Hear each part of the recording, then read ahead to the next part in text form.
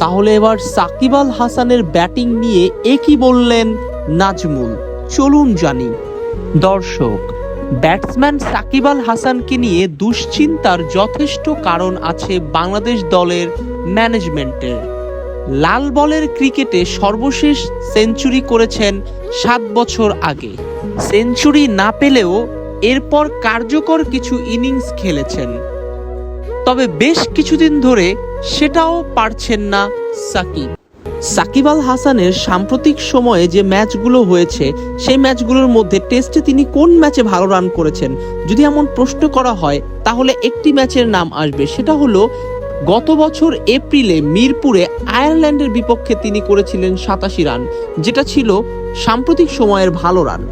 এরপর গত মার্চে শ্রীলঙ্কার বিপক্ষে চট্টগ্রাম টেস্ট এবং পাকিস্তান সফরে 2 টেস্টেও ব্যাটিংটা মনমতো হয়নি এই বাঁহাতির।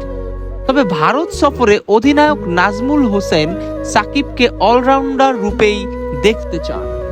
টেস্টে রান না পাওয়া সাকিব সারের হয়ে ইংলিশ কাউন্টিতে একটি ম্যাচ খেলতে পাকিস্তান থেকে উড়ে গিয়েছিলেন ইংল্যান্ডের টনটনে। সমারসেটের বিপক্ষে সেই ম্যাচে দুর্দান্ত বোলিং করে 2 ইনিংস মিলিয়ে নিয়েছিলেন 9 উইকেট। প্রথম ইনিংসে 4 উইকেট এবং দ্বিতীয় ইনিংসে নেন 5 উইকেট। তবে ব্যাট হাতে ব্যর্থ হন 2 ইনিংসেই। প্রথম ইনিংসে 12 রানে আউটের পর দ্বিতীয় ইনিংসে কোনো রানই পাননি।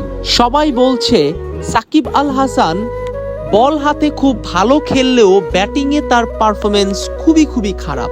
মানে দেয়ালের এপিট ওপিট, বল হাতে অনেক ভালো পারফরমেন্স করছে কিন্তু ব্যাটিংয়ে তার অবস্থা একদমই তার বিপরীত। কিন্তু নাজমুল এবার সাকিব আল হাসানকে নিয়ে খুব আশাবাদী।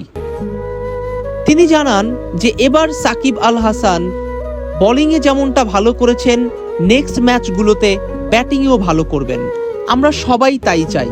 দর্শক, আপনারা কি চান? আপনাদের মতামত কি সেটি অবশ্যই আমাদেরকে কমেন্টস করে জানাবেন।